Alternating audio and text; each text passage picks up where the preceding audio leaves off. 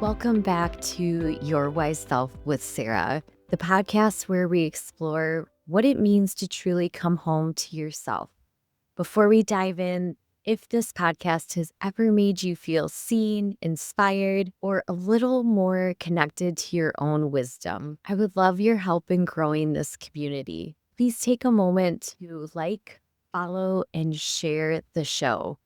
It's one of the simplest and most meaningful ways you can help this work reach more people. It truly makes a difference. Today, I am so honored to welcome a member of the Your Wise Year community and someone whose work has deeply moved me.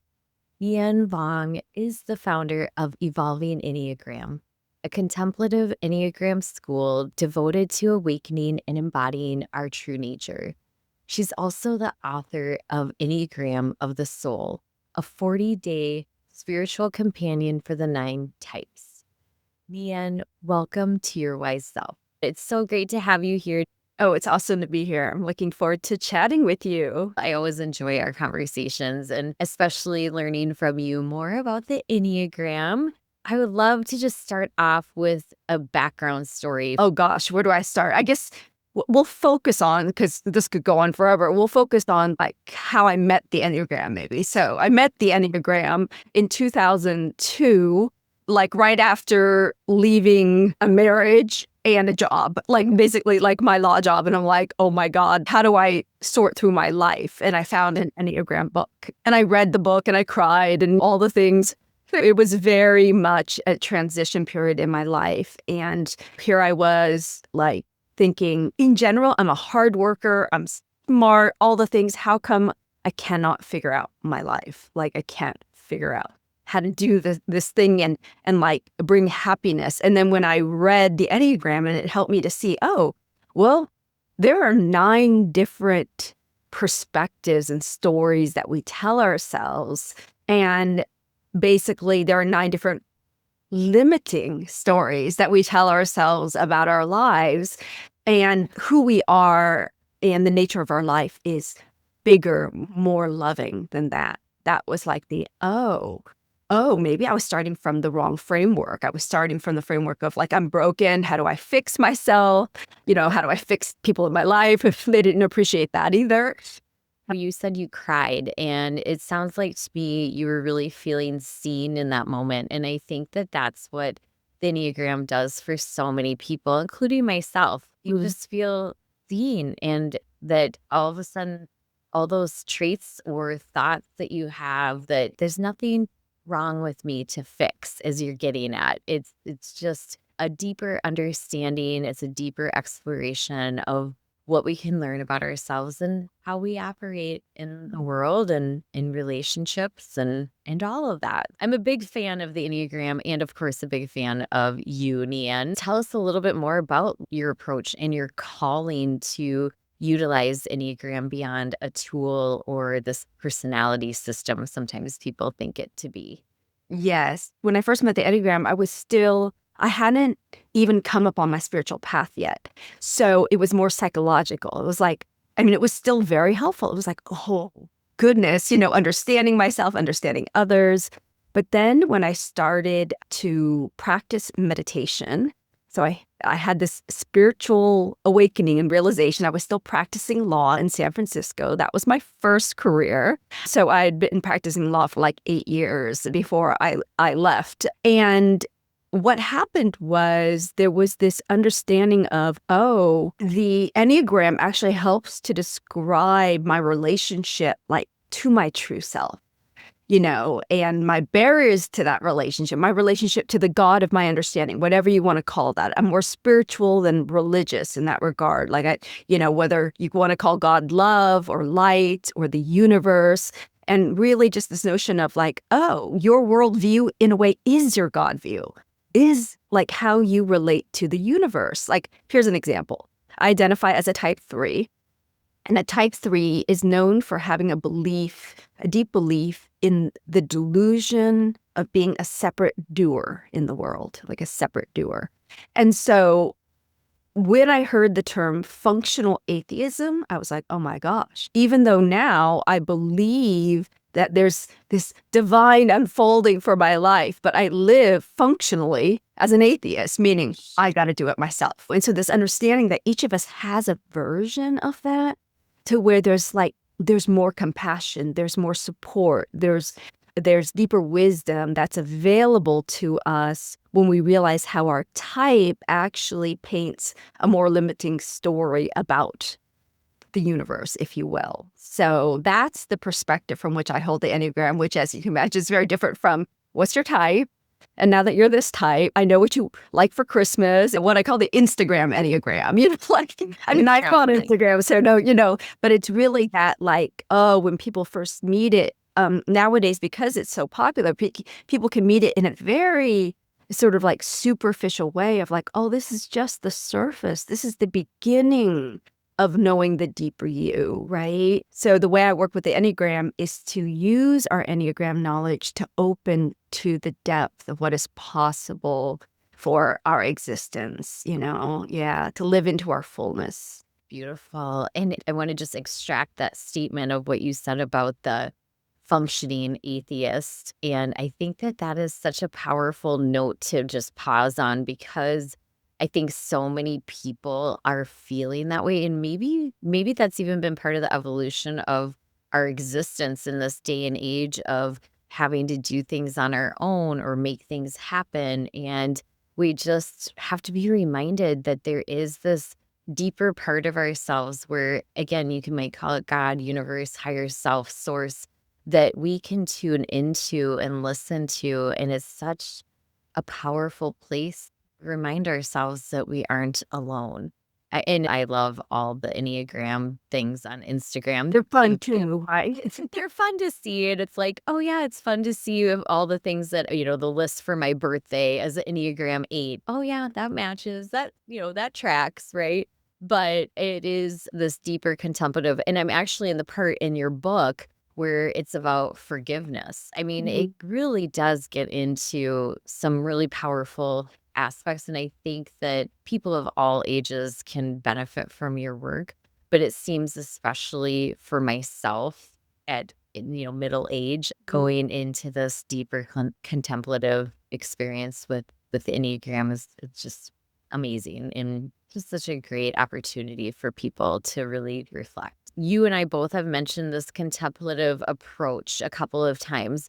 You've talked about how this is different from what most people have experienced. And you talk about also this could be a map of inner awakening and not necessarily a label. Can you say more about why that distinction matters? When I use the word contemplation, I mean, it can have a very specific meaning. I mean it in a pretty general sense, meaning like it's like meditative approach. And I also mean it in a specific sense, which is, for me, there's this idea across the world's religious and spiritual traditions that is about dying before you die. Like that's a theme across Eastern and Western philosophies, and I think it's symbolized, and it so happens that as a recording, this is like almost Easter, right? It's sort of like a death and a rebirth. And for me, contemplation at core is a spiritual surrender. It's not a resignation type of surrender, but it's like just like at that moment where I was like, hey, all my smarts, all my wits, all my hard work, and I can't figure this out. It's like I hand it over. And so contemplation for me is this like surrender into the mystery of existence to allow for a deeper, broader wisdom that I think is also within us, but not within our regular consciousness. And so for me, the Enneagram is like the Enneagram of personality describes my regular everyday consciousness that maybe isn't as awake as I think it is. I tend to think, oh, every day I'm making these decisions for myself. I'm like, yeah, I'm making very habituated and patterned decisions that probably are not as free as I think. And so this practice of just surrendering and trusting that the silence itself teaches me and forms me so that somehow, I don't know how, I am changed. Like my responses to the world are different. I found that through this practice, like this idea of becoming more loving, like a lot of Christians would be like, Yeah, we're told to be, but we really aren't given a pathway for what that looks like. And so there's a lot of hypocrisy in that, like, we'll just act nice, but like not really be transformed in that regard. So for me, the Enneagram alone as a map, it can't take the journey of awakening for us. And so contemplation is the practice and the posture towards like a daily practice of surrendering to be like open to something bigger than ourselves, which I also believe, like I believe that the divine is transcendent, but also immanent, bigger than me, but also within me, the very nature of my existence, you know? So that practice is what enables that formation to happen. And the Enneagram can help me see what are your barriers to that practice. Because then, like, why the Enneagram at all is like, oh, depending on your type, you're going to have a different story about why you can't sit and meditate. Yes, what the obstacles are, whether it's like overthinking or whether it's overdoing, you know, whether it's like being overly occupied with what other people need. And so like, oh, what is true and good for you comes last. So these are all like themes and that we can explore through the Enneagram to support you in like making that gesture of spiritual surrender to open. Yeah, it's a mindfulness approach, of course, that you're speaking to. And as a yoga therapist, bringing in that whole concept of Shavasana, which you mentioned the death before the death. And it's so interesting because a lot of people who practice yoga don't really realize the impact of what that pose is and what it means. And Shavasana is about literally practicing that time of dying or death or being okay with and not living in a fearful state of that death and then ultimately a rebirth. And so your introspective approach to the Enneagram is another really beautiful way for people to be able to tune in and understand what that means and that we don't have to live in fear, that we can lean into the gifts that were provided through source and through what is inside of us. Your work does weave in silence and self-observation and discernment. How do these practices really help people work with their Enneagram type on a deeper level? Perhaps the nuance I'll add here is, as you were talking, there are three, what we call the trinity of contemplation, three contemplative postures that are valuable: silence, solitude, and stillness. And it's like for most people, like the average person is like, eek, like what? Be still, be silent, be left. Like that's crazy. Contemplation for me begins with the outer movement of that. First, just turn off the freaking, podcast and radio. Not this one though, but the noise of the world. And so it begins with the outer. It might begin with like outer solitude, meaning like go on that silent retreat by yourself or take an hour by yourself in the park. What is it like to be alone with yourself?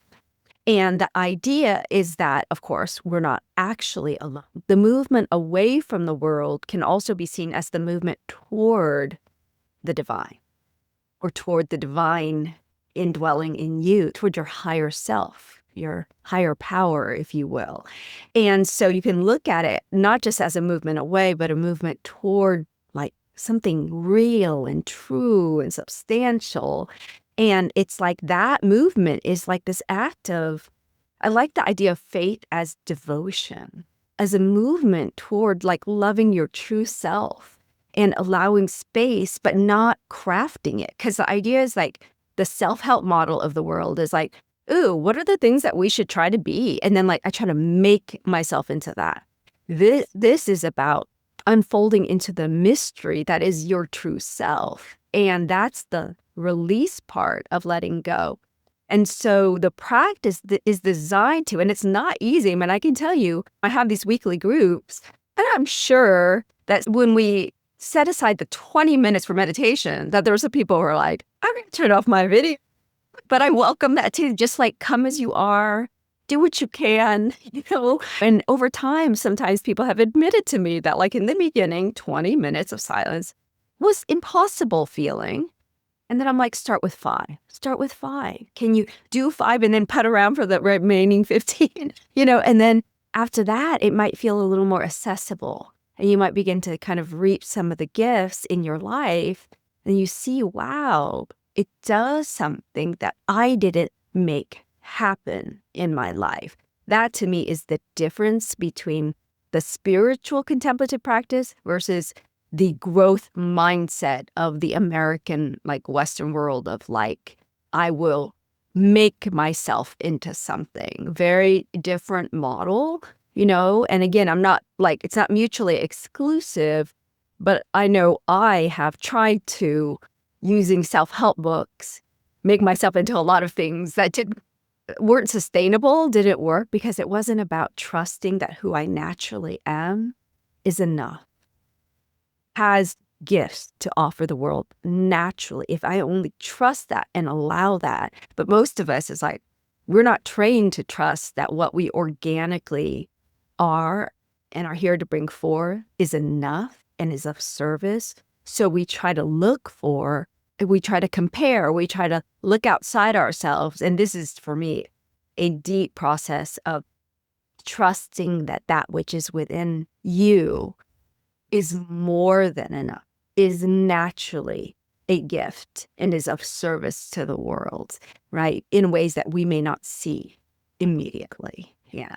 I wonder too if the Enneagram then helps highlight what those gifts are so that people can lean into them, because sometimes I think that might be the question people are asking is, well, I feel really good when I'm doing whatever, fill in the blank.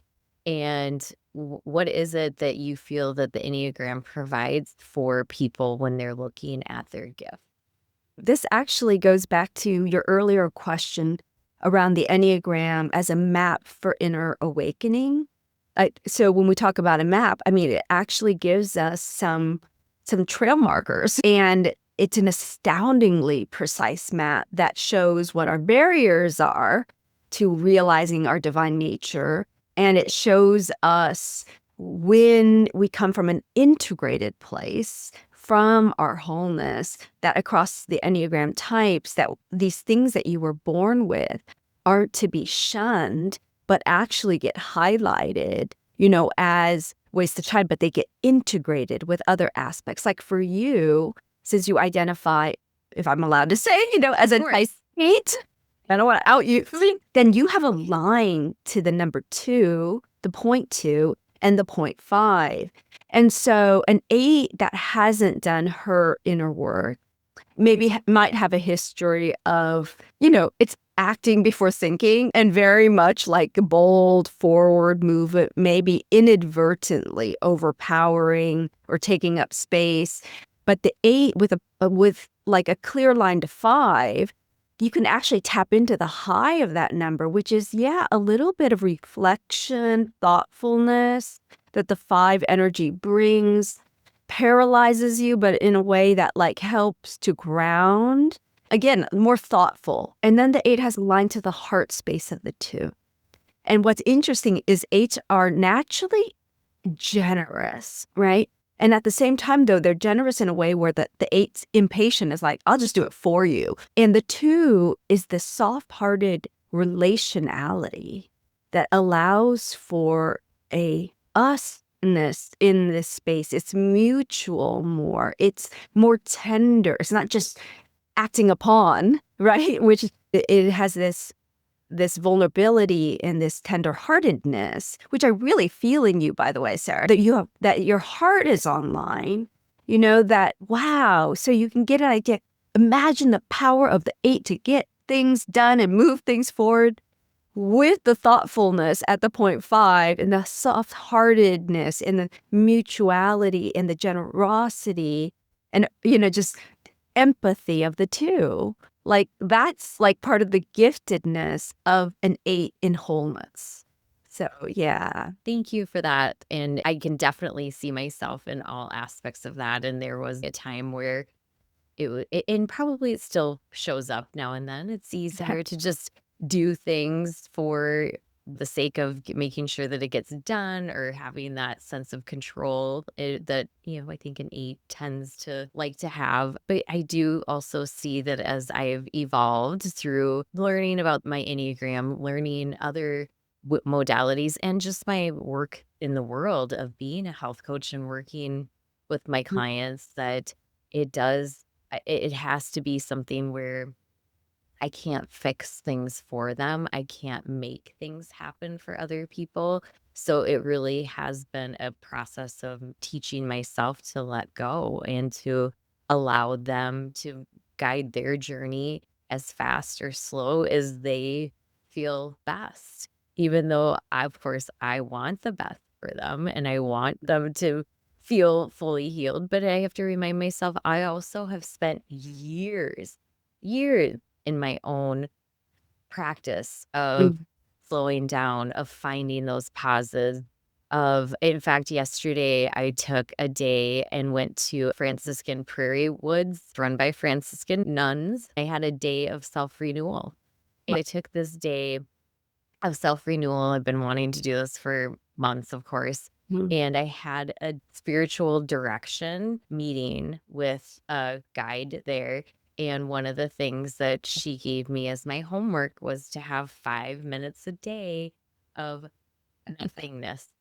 And I had to reflect on that because I started to think, I'm like, oh, I have time to myself all the time. But I always have the AirPods in. I always have Mhm. something in the background because I'm always wanting to learn or expand my knowledge. And that's really when what you're talking about, I think that inner guidance and also source or God divine comes forward. And that's when you feel that guidance or hear that Mhm. guidance more clearly. Mhm. Yeah, absolutely. It is the opposite of the consumption model of spirituality even, right? That like more classes, more teaching, and it's a letting go and an opening and an emptying, as you put it. And it's extraordinary how I remember guiding someone and they're like, that was just 5 minutes. And like, who doesn't have 5 minutes in their day, right? It's not that we don't have the time, it's that we're conditioned to value adding on rather than self emptying as a process. And so it can be harder. So I want to honor that.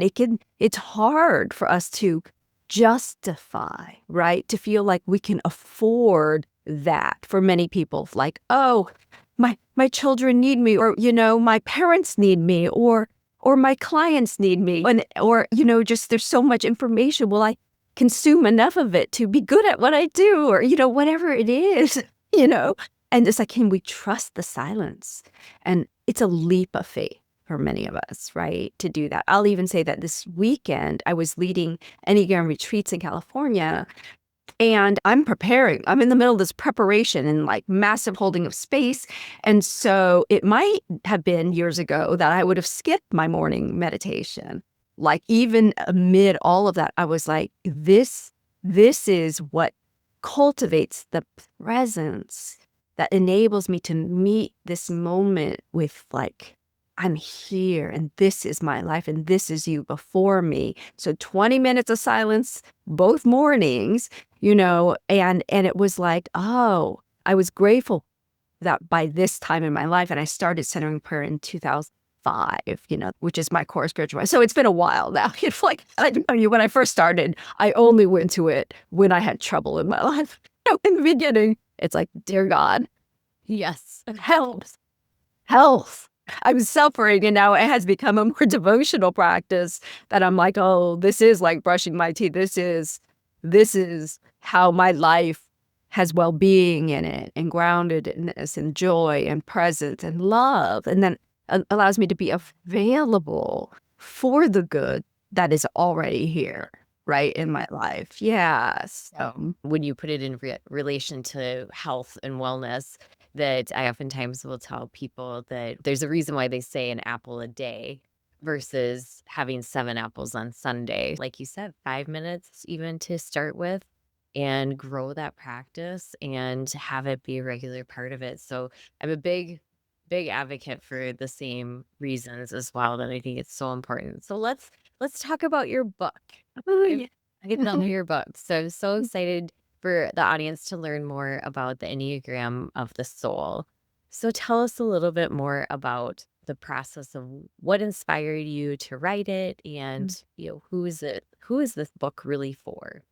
Mm.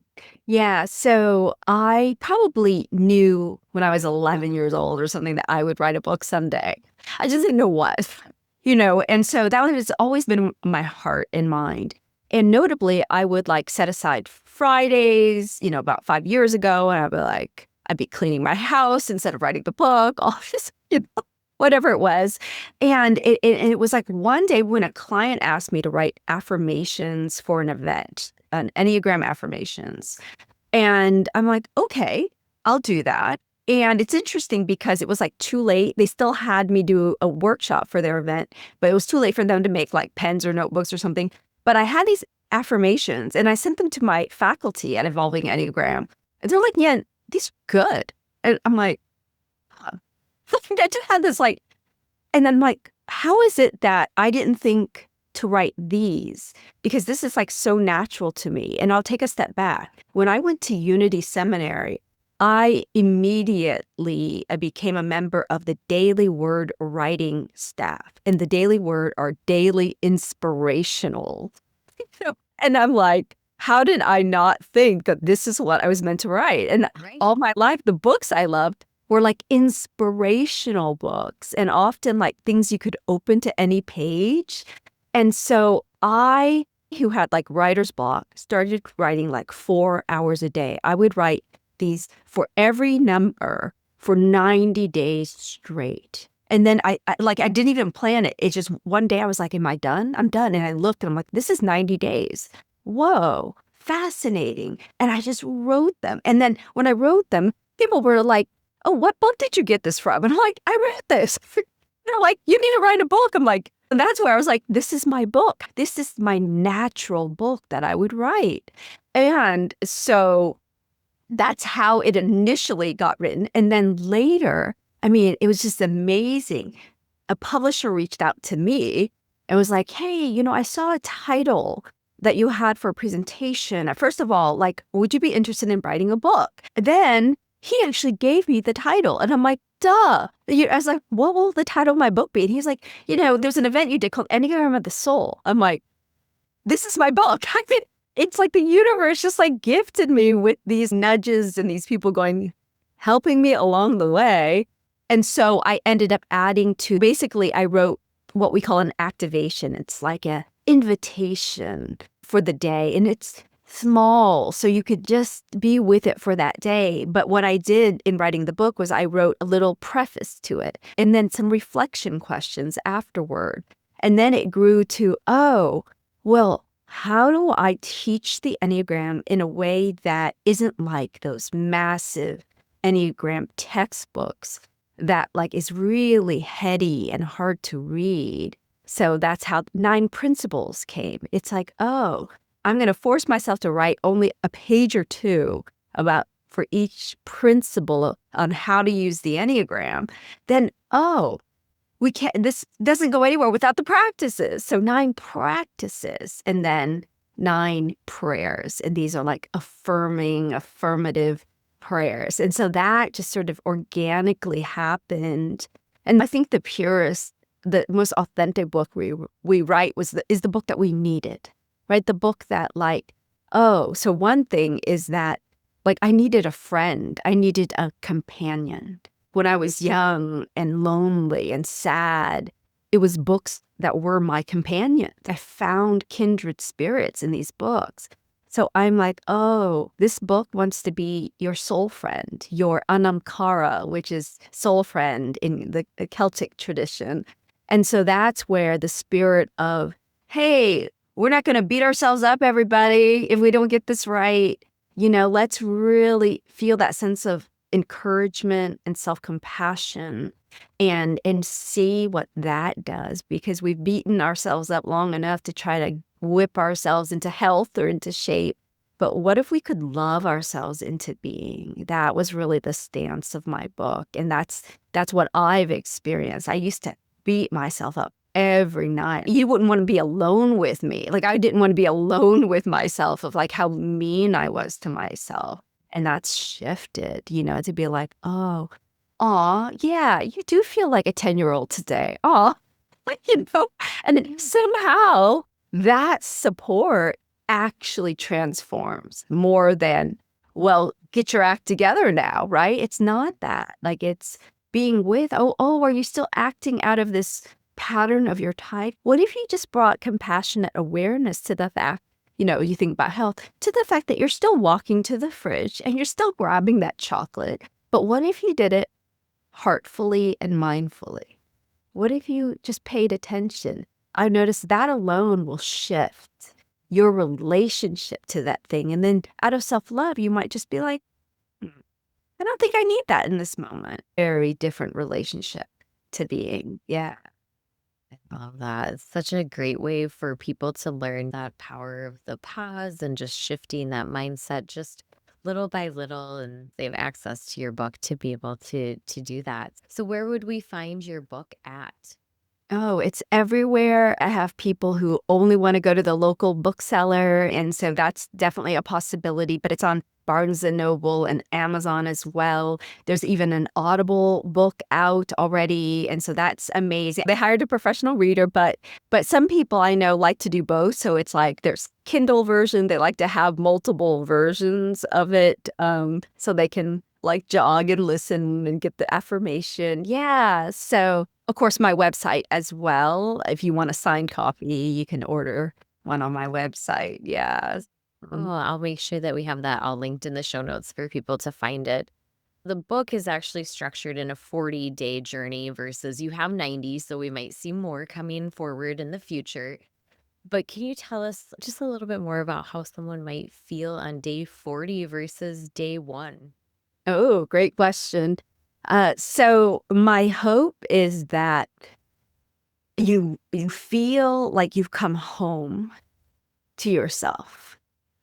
That sense that you inhabit the fullness of your authentic being, that your relationship with that inner divinity, I will call the inner divinity of you, it's changed. We are trained to leave ourselves in ways that we don't even realize, unconscious ways. Yeah. So that final one you'll see is like a very restful, like rest in the enoughness, as opposed to like, let's run off and do another self-help project. Yeah. And I want to say that for some people, they've chosen to take it slow because some of them, they want to sit with longer. Don't feel like you have to complete everything in 40 days.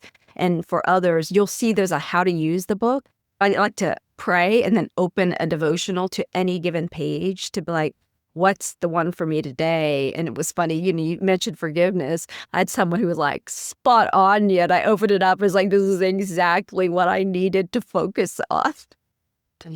So you mentioned in the very beginning something like, yes, I do serve as a guide, but I hope that my way of guiding is to guide you to your own inner wisdom, to trust that profoundly, because I trust it, to not have that borrowed wisdom. But oftentimes we need that mirroring to help us remember, ourselves. Yeah. So, And to hear that message over and over, I think that that's something that I've been working on as well, because my theme for 2026 is just trusting myself. Because I do have a tendency to go to the Enneagram, to go to human design, and while they're great guidance and tools, and like your book is an amazing resource for those affirmations and those reminders, that at the end of that, I think maybe that's the other part that might be helpful for people is at the end of this book, they just have learned to trust themselves more. yes, absolutely. Absolutely. Yeah.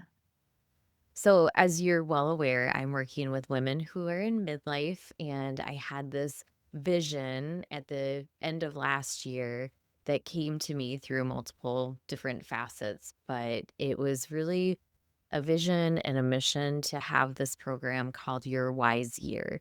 And I've had so many people along my path and my journey who have helped me evolve and grow and learn. I was able to reach out to this community and they all agreed that they wanted to be a part of it. So we started down this path of we had a retreat in January where we all had this very brief program or presentation where we all brought in our topic of interest for the year to help the audience grow and expand on that into a master class on each of those topics, but then also continuing forward in a community setting. So I'm curious from your experience being a part of Your Wise Year, being a part of other summits, what do you feel is the important aspect here for the audience to understand about Your Wise Year and the community going forward? Yeah, yeah. So a part of why Evolving Enneagram is rooted in community is because I've just been to too many raw spiritual or grounding events where people just leave excited with no way to implement that, no support system for that. So I loved that you had this opening at the beginning of the year to kind of like give us a little gem of each of the masterclass presenters, but also that there's continuity, that you're supporting people throughout the whole year so that there's a sense, number one, of their relationship to community, but also to a degree of accountability when we know that, oh, okay, we're going to keep doing this, right? Versus I got excited. Now what do I do? Right. And then I think I want to add that in our modern day, we have so many teachings available to us now online. It's not more information we need. I think it's more connection that we need. And so having community, like in Your Wise community, enables that. It's like parallel play, which is, in kindergarten, like you can play next to each other. You might not be playing the same thing, but you're playing next to each other. And so, like someone else is there too. And you got your own journey, but there's some sense of kinship there that in a way, this journey, no one can take for me, but it's nice to know that I'm not taking the journey on my own. So yeah. So I think that's beautiful. Yeah, Yeah. thank you so much for highlighting that. And I'm so, so excited for you to have your master class here coming up in May, on May 6th. And what's amazing about this too, and you speak to the community and this ongoing support and this ongoing place where people can reconnect all throughout the year. We have the first week of the month is when the master class is held. And I did that very purposefully because I really wanted people to have this whole month of reflection. So it Mhm. might be helpful Yeah. for people, for example, to buy your book and maybe start in reading it around the time of the master class. And then they have the whole month to really reflect on the 40 days. Like you said, they don't have to do it all specifically in 40 days, but maybe it's something that will help them on their path in Mm, 2026, whatever that is and whatever that means to them. So, yeah, it was really important for me for people to feel supported and to mm, have that space. And so I'm looking forward to having your presentation on May 6th. And mm, just as a reminder for the community, too, that everything is recorded. So it's never too late to jump into Your Wise Year and be a part of that community and that support. and I have to say that meeting the other presenters, it's such a lovely, lovely group of people. So really just grounded in each respective like nuance and category of life. Just another testament to the diversity of our gifts and how beautiful it can be when we come together in like a collaborative space. Really, really beautiful. Yeah, So. thank you. I appreciate that so much. And I'm curious too for someone wanting to go deeper with the Enneagram and with your programming. You have a number of different offerings out there. Would you like to talk about maybe an entry point for somebody to work with you or some other programs that you have coming up? Yeah, for sure. So evolvingenneagram.com, that would be the website, and you can just find everything there. But depending on when this show comes out, I'd say April 20th is a week that we launch another round of contemplative practices and the Enneagram groups. But we've been doing, we're in our 9th consecutive year of launching these groups. And we have 5 different groups. It's 12 consecutive weeks, so you only need to commit to the 12 weeks, but most people are in it for life now. And so what we do in there is it's a 90-minute online meeting, and we do our 20-minute silent sit. Some of us, press into that, and it's a stretch.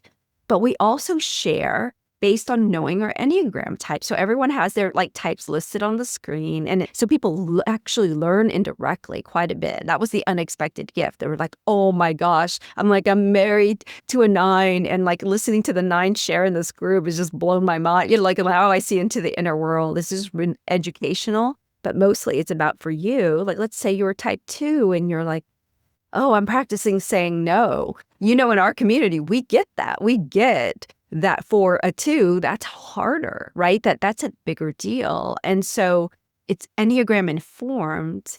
And then every week I do a YouTube talk that I do it on YouTube deliberately to be free to all. And then in our weekly group, there are reflection questions for you to, just ponder if something from the talk is alive for you and relevant to your life. So that's our CPE groups. But the other big thing that is important for me to share is at the stage where I've been teaching for over 20 years now, last year I launched my first ever certification program. So it's a contemplative Enneagram practitioner program. And it was a trial thing. I wasn't sure how it would go. And it has been phenomenal. We have people, I think from 6 different countries are represented. We have about 25, 26 on the journey.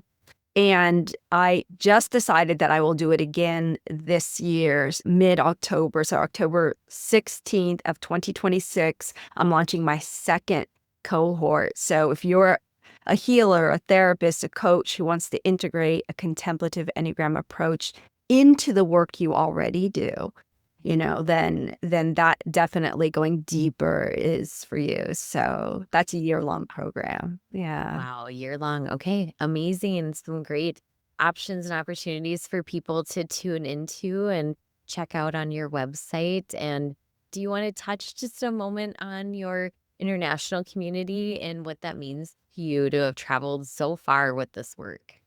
Oh, yes. So I've had the blessing of I've taught in Sweden, Denmark, Egypt 3 times now, Mexico. In our online community, we have people from around the world, as I mentioned, even in the certification program, like the UK and Canada and Spain, Germany. So all the places. And what I love about that is, I thought I was interspiritual in the beginning, and now people stretch me. We have people who are Muslim, and we have people who are culturally Jewish. We have people who are recovering Catholics. And so that diversity really supports us, I think, if the endeavor, and it happens to be mine, to have a more awakened and compassionate world. This international piece really reminds us not only of our commonality through the Enneagram, where it's people, oh my gosh, across nationality and across religion, at 2 8s on a panel who look really similar, so there's this thread of commonality, but also this diversity that enriches the space and the perspective that we hold that can really open things up for us. Yeah. Even how type looks different if you're in a culture that is more of a type 1 culture, more of a type 6 culture, right? So it's so rewarding.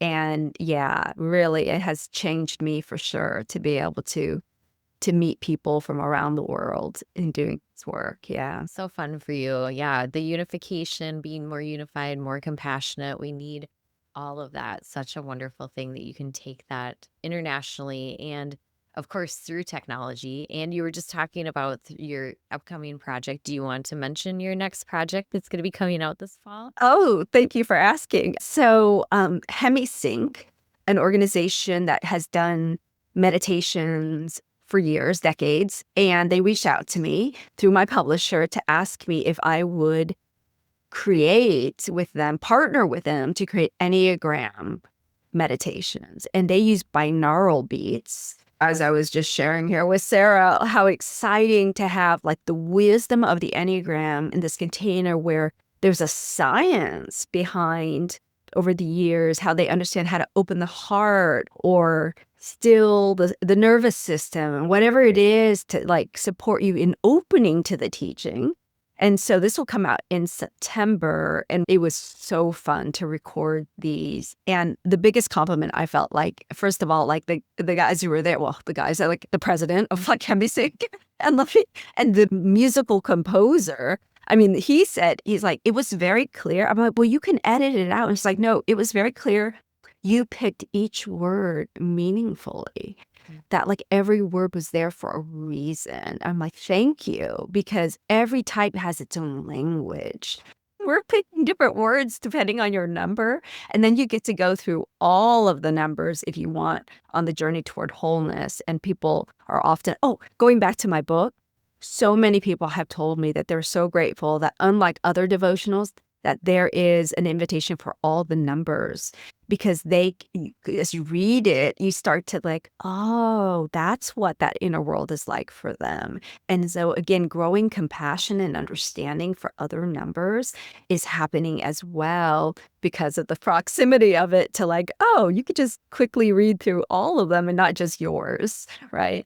So Exactly. yeah. I do love that because I have quite a few friends who follow the Enneagram, and so I can read what their devotions are and what their different things that might bubble up for them. So it is a fun way to be able to relate to people as well. So thank you. I feel and hear your excitement. I'm looking so forward to the release of the Enneagram album, and we'll look forward to hearing what the name is and all of the exciting things happening for you this year. So thank you for taking the time, for being a part of your wise year, and also being a part of this podcast episode today. I'll make sure that everything is spelled out in the show notes so people can find you, connect with your work, and learn more from you. And then, of course, hopefully they will join us on May 6th for your wise year and your presentation.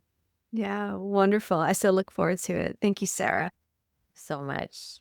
Nhien, this conversation has been such a gift. Thank you for bringing your contemplative heart and your deep wisdom to the Your Wise Self community. Friends, I will link everything, as I mentioned, Nhien's website, her book, her upcoming offerings, all in the show notes for you to find and access. And if you're part of Your Wise Year and haven't yet connected with Nhien inside our community, I hope today's episode is your invitation. And if you're not yet a part of Your Wise Year, as I mentioned, it is not too late to jump on board. You are able to access all the recordings from the retreat and every masterclass up to date and going forward. So I hope today's episode is your invitation to do just that. Nhien's work reminds us that this journey of awakening is, as she so beautifully puts it, a journey without distance to a home we never left. And I couldn't agree more, because your wise self is always waiting. Until next time, a reminder to come home to yourself.